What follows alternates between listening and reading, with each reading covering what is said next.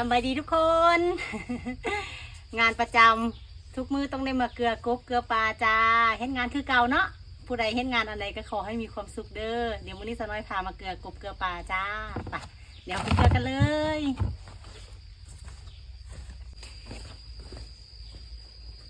บ่อนี้ก็สีเป็นอันลูกกบเด้อค่ะส่วนมากเป็นลูกกบแล้วเพิ่นก็สีแอบอยู่เฮาก็สิบ่ค่อยเห็นเพิ่นแต่เพิ่นอยู่ใสแต่ว่าเฮากะที่เอาอันมาโหยไว้ให้เพิ่นกินกับเอาวางซีน้ำจ้าแต่ว่าช่วงนี้ก็ลำบากจากน้อยเนาะเพราะว่าเป็นช่วงหน้าฝนเวลาเฮาเอาอาหารวางไว้ แบบเนี้ยฝนตกทื่อเพิ่นก็สิเปื่อยลงไปในน้ำหมดเลยเนาะเพิ่นสิบ่สามารถกินได้โอ้สน้อยเห็นกบเดี๋ยวสน้อยให้เบิ่งจ้ะนี่กบของเฮาเป็นตัวใหญ่แล้วอันนี้ตัวใหญ่เนาะตัวใหญ่อบพ่อแม่พันธุ์ในอนาคตจ้าปีนี้เขาก็สิเลี้ยงไว้เนาะเลี้ยงให้เป็นพ่อแม่พันธุ์จ้าใหญ่แบบนี้นี่เพื่อนสิขึ้นกินอาหารในบกเลยด้วยจ้าแบบที่เขาเอาไว้แบบนี้เพื่อนก็สิมากินได้เพื่อนสิบกินอาหารในน้ำแล้วเนาะเพราะมันเป็นกบแล้วบ่อนี้กะสีหกจากน้อยเพราะว่า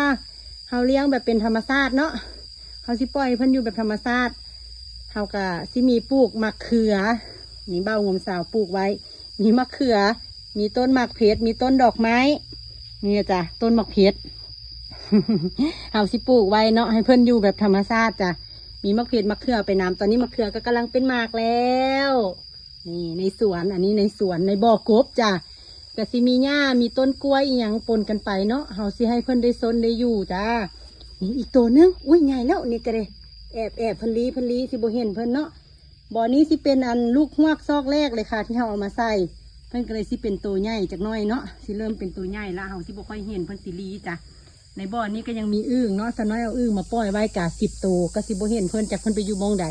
อึ่งเพิ่นสิขุดขี้ดินอยู่เนาะเพิ่นสิอยู่ในขี้ดินเดี๋ยวสน้อยสิมาให้อาหารต่อกันจ้านี่เขาจะให้บ่อนี้น้